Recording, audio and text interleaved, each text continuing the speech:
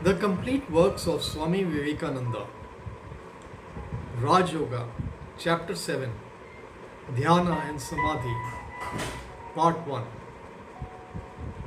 We have taken a cursory view of the different steps in Raj Yoga, except the final ones, the training in concentration,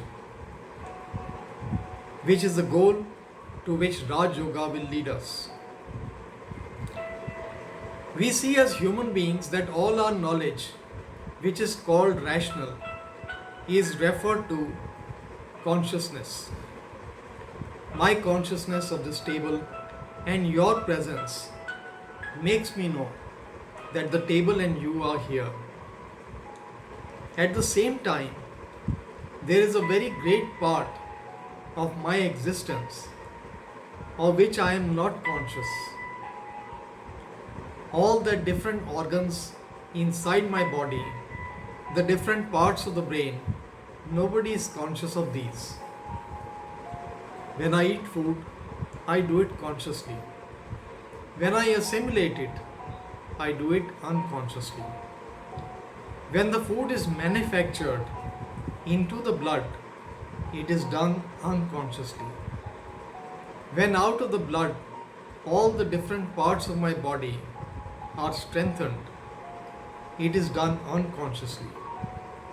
And yet, it is I who am doing all these. There cannot be 20 people in this one body. How do I know that I do it and nobody else? It may be urged that my business is only eating and assimilating the food, and that strengthening the body is by the food is done by someone else. That cannot be, because it cannot be demonstrated. It can be demonstrated that almost every action of which we are now unconscious can be brought up to the plane of consciousness. The heart is beating apparently without our control. None of us here can control the heart. It goes on its own way. But by practice, man can bring even the heart under control until it will just beat at will, slowly or quickly, or almost stop. Nearly every part of the body can be brought under control. What does this show? That the functions which are beneath consciousness are also performed by us. Only we are doing it unconsciously. We have then two planes in which the human mind works. First is the conscious plane, in which all work is always accompanied with the feeling of egoism. Next comes the unconscious plane, where all work is unaccompanied by the feeling of egoism. That part of mind work which is unaccompanied by the feeling of egoism is unconscious work, and that part which is accompanied with the feeling of egoism is conscious work. In the lower animals, this unconscious work is called instinct. In higher animals, and in the highest of all animals, man, what is called conscious work prevails. But how does it not end here? Because there is still a higher plane upon which the mind can work.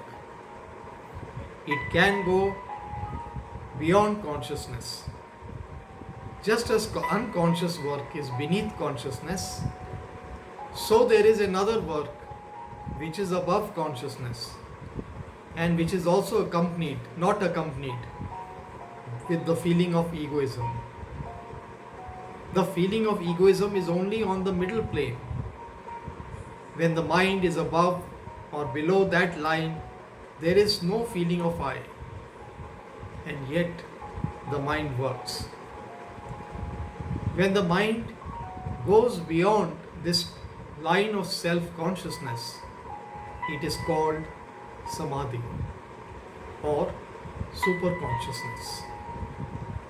How, for instance, do we know that a man in samadhi has not gone below consciousness, has not degenerated instead of going higher?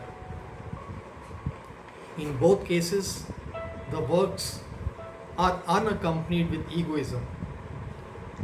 The answer is by the effects, by the results of the work. We know that which is below and that which is above. When a man goes into deep sleep, he enters a plane beneath consciousness.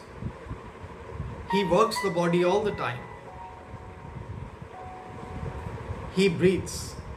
He moves the body, perhaps in his sleep, without any accompanying feeling or ego. He is unconscious, and when he returns from his sleep, he is in the same man who went into it. The sum total of the knowledge which he had before he went to sleep remains the same. It does not increase at all. No entitlement, no enlightenment comes. But when a man goes into samadhi, if he goes into it a fool, he comes out a sage. What makes the difference? From one state a man comes out the very same man that he went in, and from another state the man comes out enlightened, a sage, a prophet, a saint. His whole character changed, his life changed, illumined. These are the two effects. Now, the effects being different, the causes must be different. As this illumination with which a man comes back from samadhi is much higher than can be got from unconsciousness, or much higher than can be got by reasoning in a conscious state, it must therefore be super consciousness, and samadhi is called the super conscious state.